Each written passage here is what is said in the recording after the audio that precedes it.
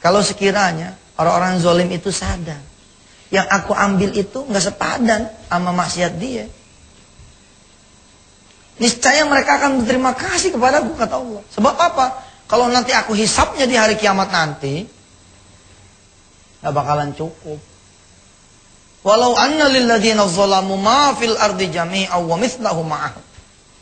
Kalau sekiranya orang-orang yang zalim itu punya satu bumi dengan segala isinya, wa mithlahu ma'ahu, dan punya lagi seperti itu, laftadau bihi min su'il adabi yaumal qiyamah. Niscaya mereka akan meminta, mengiba untuk menebus dosa-dosa mereka dengan dua bumi itu. Tapi nggak bisa, kata Allah. Saya ingat loh, ketika pertama kali saya menerima kenyataan, saya berhutang 30 juta. Saat itu ya. Dan saya tidak tahu apakah saya bisa menyelesaikan hutang itu atau tidak. Begitu saya keluar dari rumah, seorang kawan saya yang saya memang dibebankan hutang itu, saya nggak mikir hutang saya.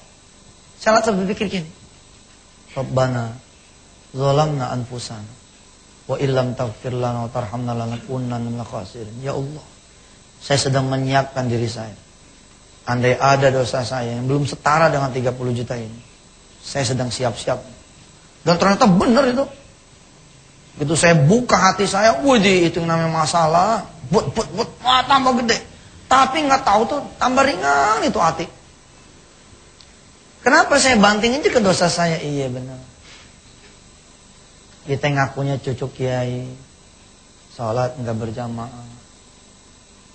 Kita ngakunya cucu kiai, udah nggak ada cerita ngaji lagi.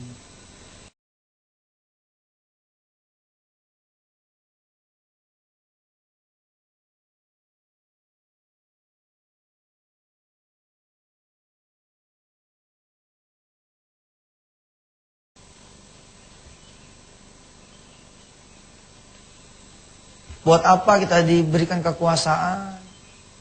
Tapi kekuasaan itu yang sudah membuat kita jadi ada di kursi neraka. Kadang-kadang kita berpikir Allah begitu jahat. Kita lagi di puncak ketenaran, Allah boom. Lagi di puncak kekuasaan, boom. Lagi dipegang kekayaan, boom. Justru Allah kasihan sama kita. Allah sayang. Sungguh tidak ada yang lebih menyayangi diri kita kecuali Allah. Dan tidak pernah ada yang tahu bagaimana cara menyayangi diri kita kecuali Dia juga. Kita hanya perlu membuka hati kita untuk kehadiran Allah. Selebihnya anak kenikmatan, kenikmatan, dan kenikmatan. Apa betul kebahagiaan itu adanya di uang? Toh nyatanya pernah ada cerita. Ada orang kaya yang mengetuk pintu sopirnya. Buka, Bang, buka. Begitu dibuka sama si sopir, bapak, gue mau tidur sini deh, pupuin. Pada si sopir, barusan tadi siang merindukan, pengen tinggal di rumah majikan. Tiba-tiba sekarang majikannya malah pengen tinggal di situ. Apa kata si sopir? Pak, kita nggak ada ranjang. Bapak mau ya begini, ya nggak apa-apa udah. Pokoknya gue pengen tidur doang. Semua orang pengen posisi korun. Tapi ketika korun dibenamkan, nggak ada yang pengen seperti korun. Wailaka. Wah, celaka tuh kalau saya jadi korun. Begini ya. Siapa Pak? Bisa. Dengan Pak G di BDP Selatan. Ya silakan. Oh ya, silakan Bapak. Assalamualaikum. Waalaikumsalam. Waalaikumsalam. Ini mata. Ini nggak kedengeran nih. Maaf Pak, agak putus-putus. Halo? Ya, silakan. Silakan Bapak. Ini mau nanya sama Pak Ustadz Mansur, Pak. Silakan Bapak, silakan. Ini Pak, saya banyak masalah nih Pak. Ya. Banyak utang di bank Pak. Yang ditanyakan gini Pak. Masalahnya kan dulu saya pernah ke pengajian Pak. Kalau masalah utang itu saya ikhlas dan ridho Pak. Cuma yang menjadi pertanyaan, kata Kiai di majelis taklim, dia bilang tidak akan masuk surga dan akan berjalan kepala di bawah Oh pada iya. maksa. Iya. Dan itu yang membuat saya takut, Pak. Padahal saya banyak punya utang. Baik. Itu aja, Pak. Baik, terima kasih Bapak. Ya, satu lagi Ustaz. Assalamualaikum.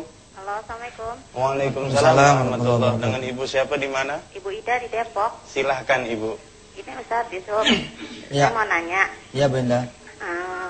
Saya udah, alhamdulillah udah beberapa kali bisa ngasih anak yatim walaupun cuma sedikit. Ceritanya saya sekarang nih ada niatan lagi. Ceritanya saya cerita sama orang tua. Orang tua saya juga mertua gitu ya. Orang tua saya tuh kayaknya nanggepin begini. Kan saya ya boleh dibilang belum terlalu berada ya. Udah deh jangan terlalu kebangetan banyak segitu gitu. Ala kadar aja deh kalau buat anak yatim. Iya. Mertua saya lain lagi Ustaz. Ngomongnya begini. Ya kalau bisa sih belum dulu kali lo katanya ngasih ke situ-situ gitu. Lo kumpulin aja buat nambahin dandanin rumah gitu. Oh iya. Sedangkan saya buat dandanin rumah kan duitnya gede banget ya.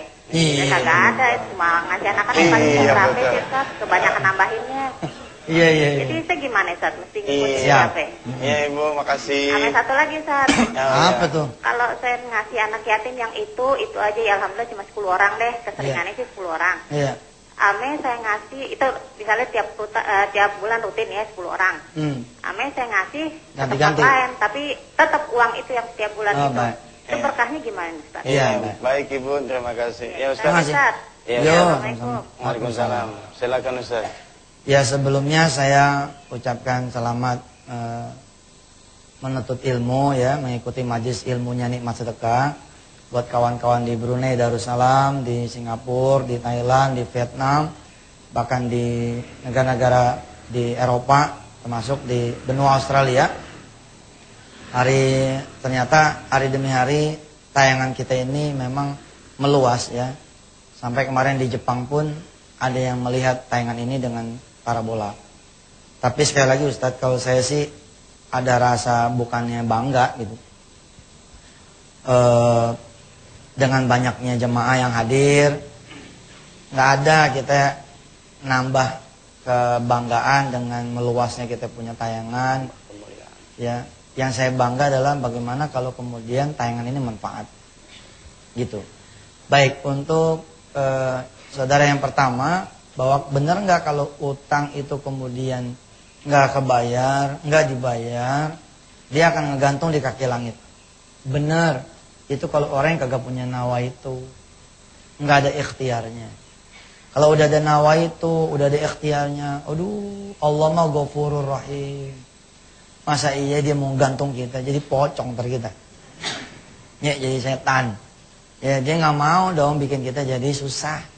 Allah tuh Maha Pengampun, betul. Makanya ahli warisnya kan suka ngomong, ya.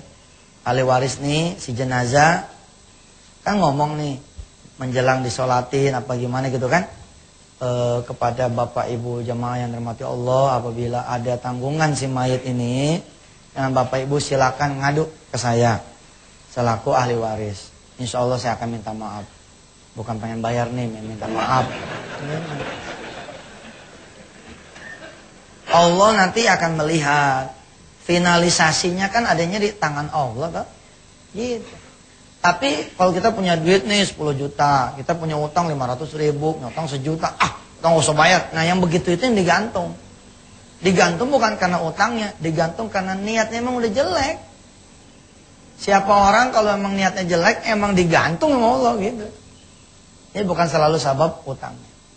Terus yang kedua, sering kendala klasik adalah orang tua kita, mertua kita, atau anak barangkali, atau suami atau istri.